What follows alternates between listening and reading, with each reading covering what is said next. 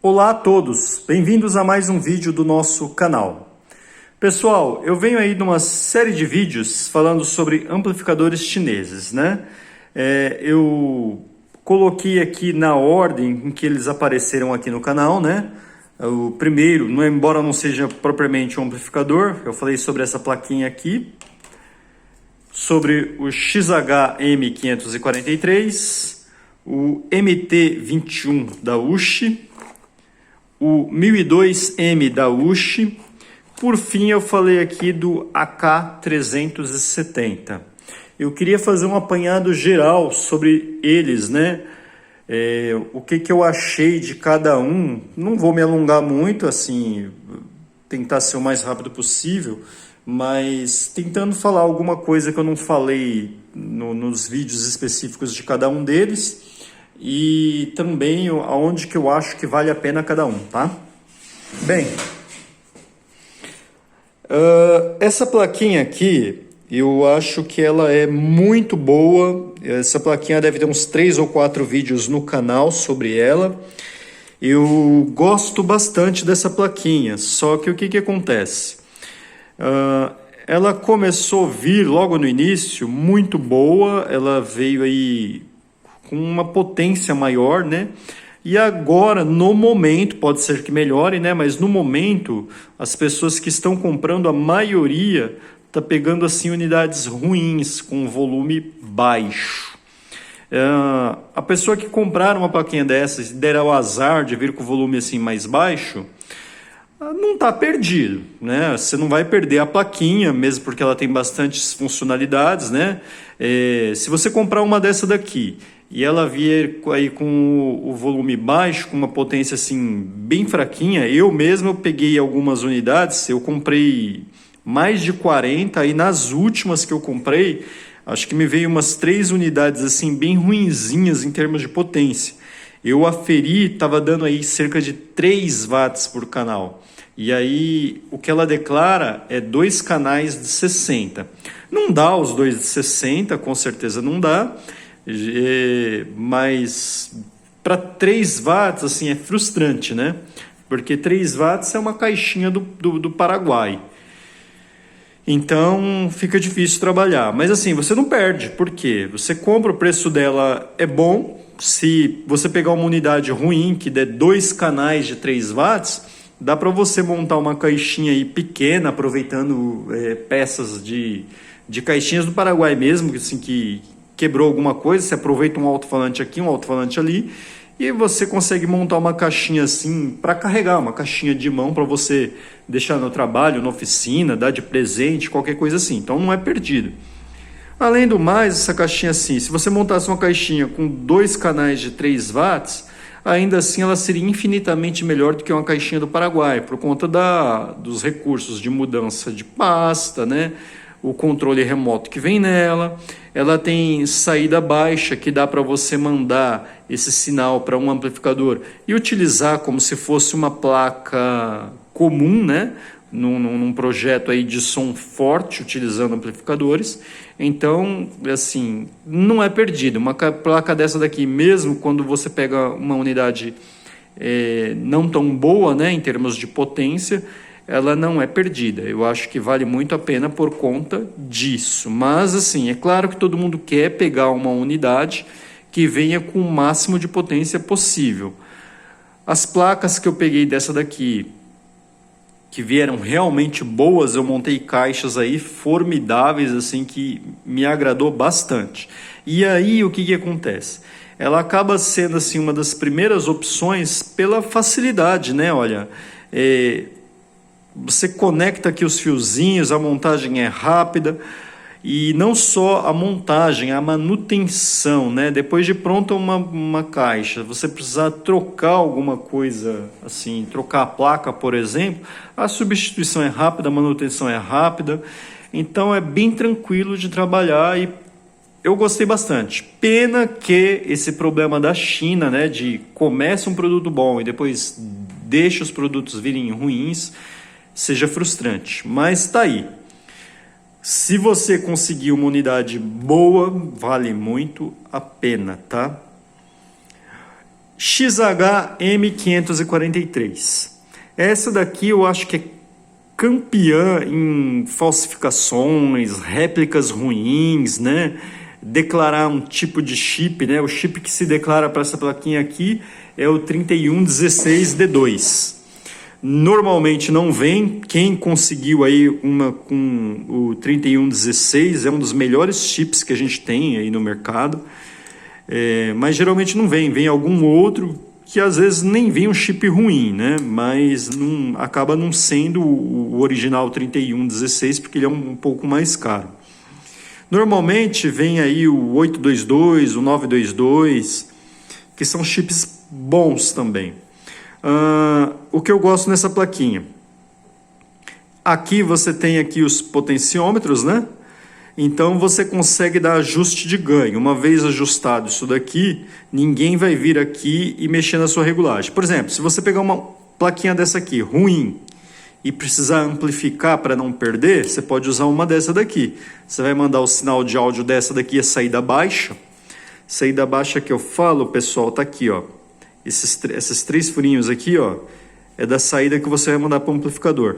Então, você pegou uma dessa aqui, ela não veio boa, você vai mandar o sinal dessa para uma dessa daqui.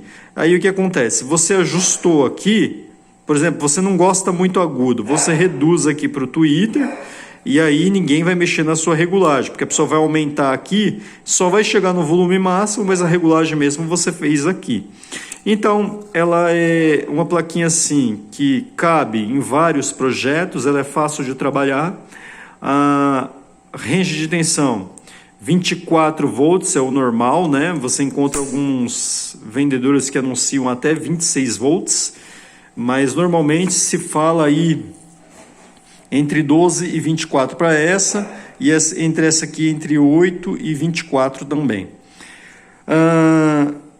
Ela costuma ser bem ruidosa, essas plaquinhas, mas o que acontece? Aqui é parafuso, parafuso, parafuso. Então, por exemplo, se você precisar colocar um capacitor, muitas vezes você acaba nem precisando soldar, você consegue encaixar um capacitor aqui e já eliminar boa parte do ruído. Se aquele capacitor que você colocou for o adequado, você deixa, pode soldar. Se não, você tira, faz um teste com um de capacitância maior, até você conseguir eliminar o ruído, né? Então, quer dizer, em relação a essa, o ajuste de ganho, facilidade de trabalho, que assim, em testes principalmente, você evita algumas soldagens, né? Bem interessante. Costuma vir isso daqui ou solto ou sem pasta térmica ou cola térmica, né? Então, quando você compra, se isso aqui tiver solto, você já aproveita e já passa a cola térmica, tá? Porque um dos problemas que queimam essas plaquinhas aqui é o excesso de calor. Uma plaquinha dessa com o dissipador solto, você ligar essa plaquinha e colocar o ganho aqui no máximo, ou mesmo o ganho aqui no que está, né? Só que com o volume da placa principal no máximo, você queima uma placa dessa daqui quase que instantaneamente. O preço dessa placa aqui, ele é muito bom, né? Então eu acho que vale a pena. Existem unidades aí, modelos, né, melhores, que já vêm com Bluetooth, e é um plus, né? Fica mais caro, mas é um plus. Eu gosto bastante dessa placa aqui, apesar do problema do ruído. Esse daqui, eu não lembro se eu falei no vídeo específico sobre ela, a MT21. Eu comprei 2 unidades dessa daqui, não cheguei a usar nenhuma das duas, então eu não tenho experiência de uso, tá? Não tenho experiência de uso. Mas também tem um problema do ruído. E o ruído dessa daqui, curiosamente, essa aqui e o modelo, esse outro aqui, ó, o 1002M, o ruído deles, até onde eu consegui perceber, vem aqui do P2, pessoal. Na época eu não tinha muita experiência com solda, né? Então, esse daqui eu não cheguei a tentar fazer nada, né? Porque eu não usei. Mas eu tentei nessas daqui, ó. Tentei soldar, fazer alguma coisa aqui para eliminar o ruído. E é ruim de trabalhar por conta disso, tá? Assim, para tirar o ruído dela é mais chatinho em relação a essa XHM543. Fora isso, assim, são bem mais bonitas visualmente, são fáceis de trabalhar, só que são mais caras. Esse modelo aqui, eu já começo a pensar nos amplificadores nacionais, porque como é mais cara, às vezes acaba não compensando você ter trabalho. Às vezes pegar um nacional mais caro, com menos problemas e uma potência maior, acaba sendo mais vantagem. Esse daqui não tem USB, esse aqui não tem USB, só entrada de áudio simples, né? Ambos aqui, esse aqui não tem Bluetooth, esse tem Bluetooth, embora esse tenha modelo com Bluetooth. Essa daqui já foi bem falada, né? Tem USB e tal, só que isso aqui na realidade é uma plaquinha MP3, né? Então tem Bluetooth, tem USB, tem entrada baixa, tem a saída alta, vários recursos. Esse 1002M, esse daqui eu comprei aí ao todo, devo ter comprado entre 15 e 20 unidades, não sei ao certo. Eu devo estar aí entre 12 e 15, alguma coisa assim guardadas. E eu usei 3. As 3 caixas que eu montei ficaram muito boas, mesmo assim, acima das expectativas, né? O vídeo dela é recente, então vou falar para você dar uma olhadinha no vídeo que eu estou falando especificamente sobre essa plaquinha. O custo dela é baixo, então eu acho que vale a pena, né? Os problemas dela são o ruído, né? Não vou dizer para você que todas as unidades vão produzir esse ruído, mas se você pegar uma unidade que der problema, já vem direto aqui no P2. E se você conseguiu resolver de uma forma que eu não mencionei, deixe aí nos comentários, ensina pra gente, né? Viver um eterno aprendizado, então passa a sua experiência pra gente. O custo é baixo. Em promoção, isso aqui fica muito baratinho. O momento não tá assim muito bom assim em termos de promoção para essa placa. Mas se você pegar uma promoção, vale muito a pena essa plaquinha aqui, tá? O problema dela, na minha opinião, ruído. E esse aqui eu acabei de fazer o vídeo, eu já falei dos prós e os contras dela, né? Os prós, tecnologia defasada, Bluetooth mais antigo, cartão do grande ainda, não tem mudança de pasta, então esses são os problemas dela, né? E também uma coisa que eu não falei no vídeo, ela não tem um formato muito bom para você trabalhar com caixas Bob. Por quê? Esse amplificador ele foi feito para ficar externo, para ficar sobreposto, ok? Tipo, você colocar numa mesa, em cima do seu som, alguma coisa assim. Então, ele é feito aqui, ó, onde você fixa parafuso aqui lateral. Então, ele não tem um corpo muito bom para trabalhar, para você colocar ele interno. Dá para colocar interno numa caixa Bob? Dá. Aí você deixaria tudo regulado, só que aí você precisaria de alguma outra coisa, né? Uma plaquinha dessa ou de outro modelo para fazer a interface, ok? Então o corpo dela não é muito amigável, eu já vou falar disso aí com vocês.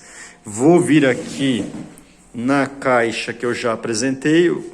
Aqui, ó, eu fiz o recorte. Como é que eu fiz a fixação?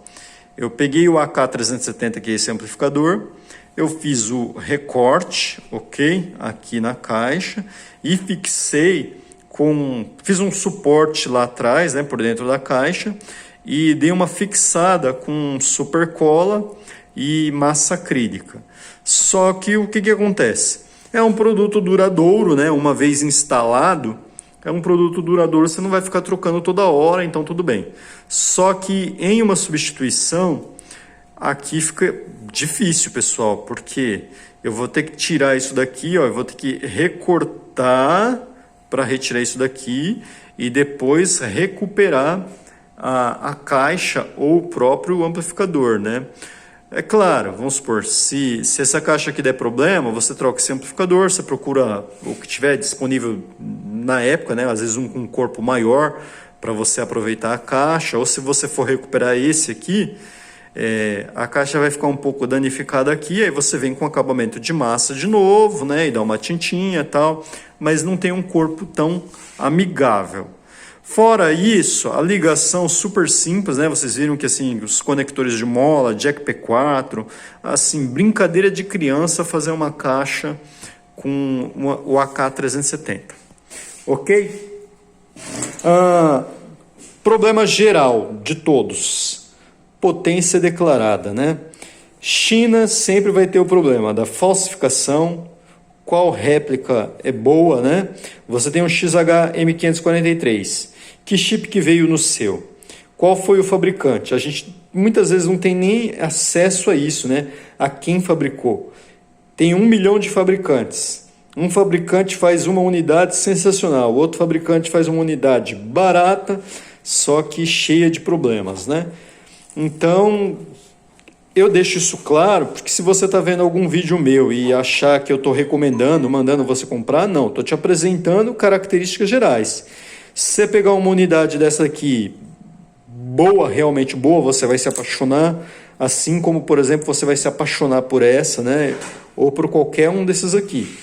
Assim, os mais honestos me parecem esses aqui, os mais honestos, tá? Menos réplicas, menos fabricantes, então assim você vai ter uma chance de pegar algo mais fidedigno com esses daqui da USH ou o AK370.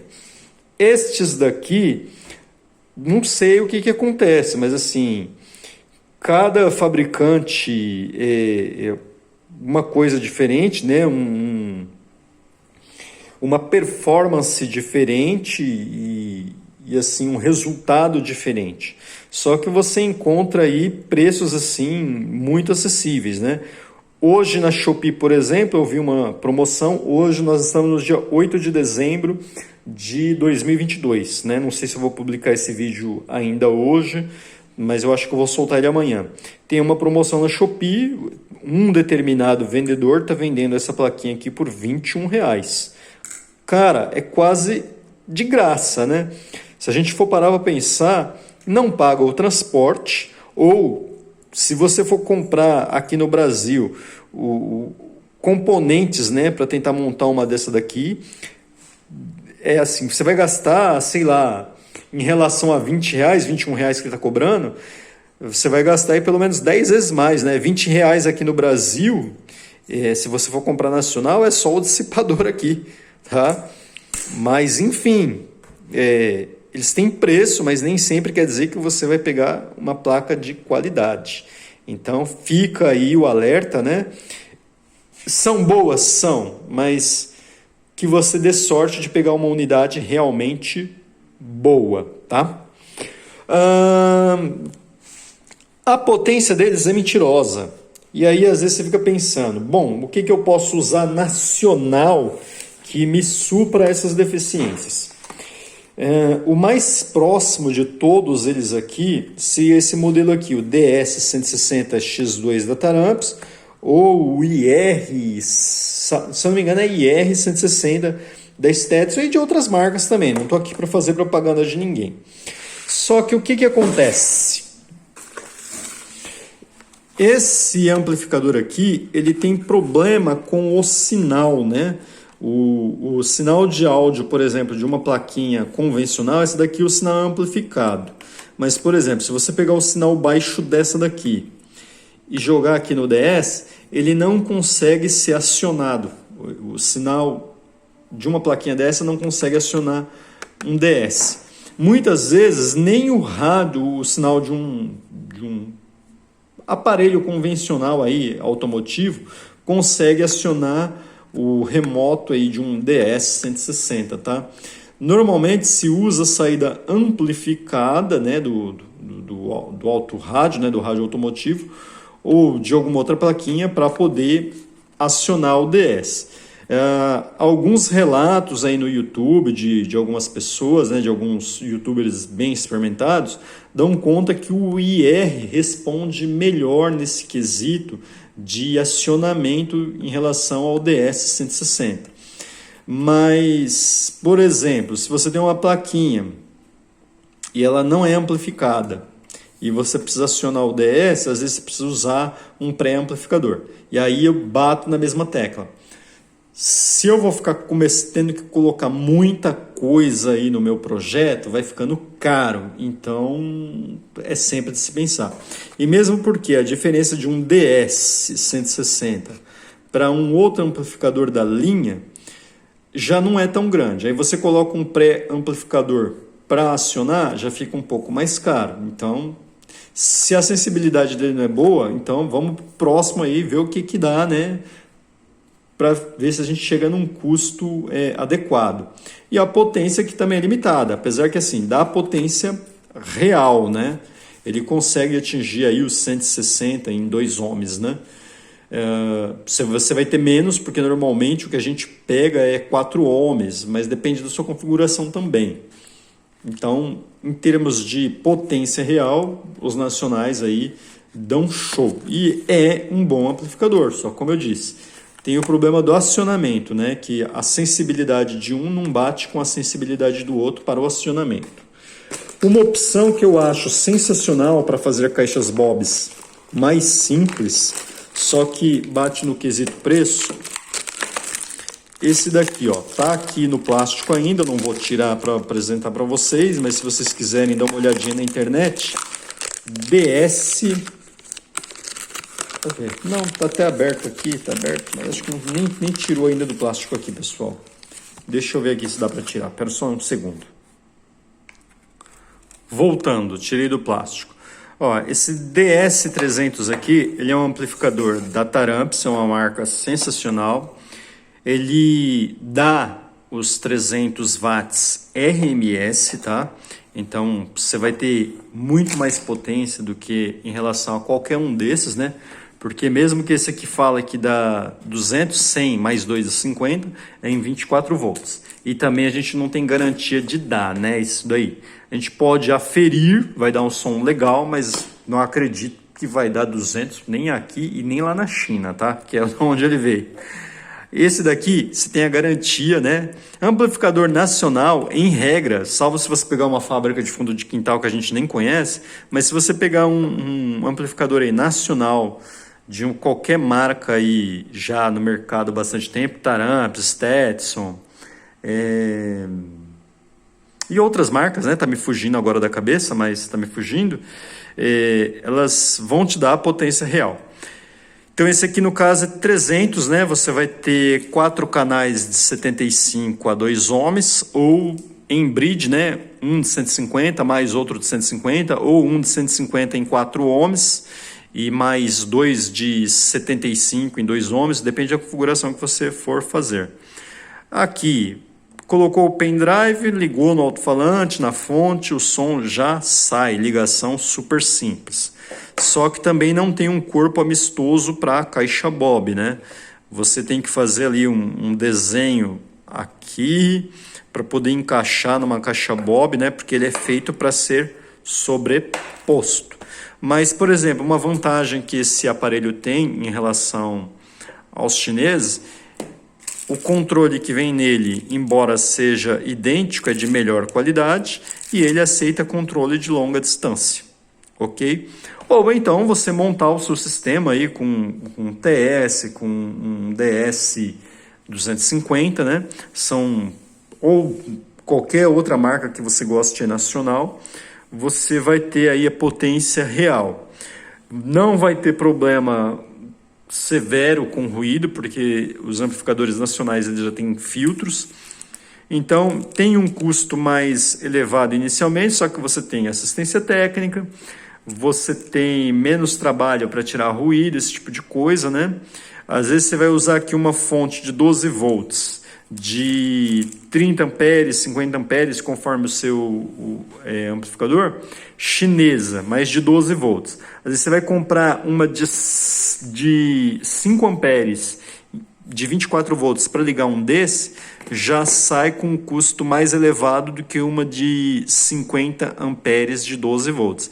Então tem que bater o seu projeto aí no papel, verificar o que ele vai ter de bom, o que ele vai ter de, digamos assim, não tão bom, né? Prós e contras de cada projeto e ver qual que fica melhor aí no seu orçamento e em resultados, tá? Esse aqui com certeza, né? Tô dando exemplo com esse. Mas qualquer outro projeto, você colocou no papel o que eu vou ter real e qual vai ser meu gasto. E aí, num desse daqui, o que eu vou ter real e qual que vai ser meu gasto, né? Então, sei lá, um desse daqui hoje, em torno de R$ 120, é 1/3 desse daqui, só que ele requer uma fonte um pouco mais cara e não vai ter alguns recursos que esse vai ter, né? Tudo é de se pensar, ok? Bem, perdão se me alonguei, né? Mas eu queria passar a minha experiência de uso.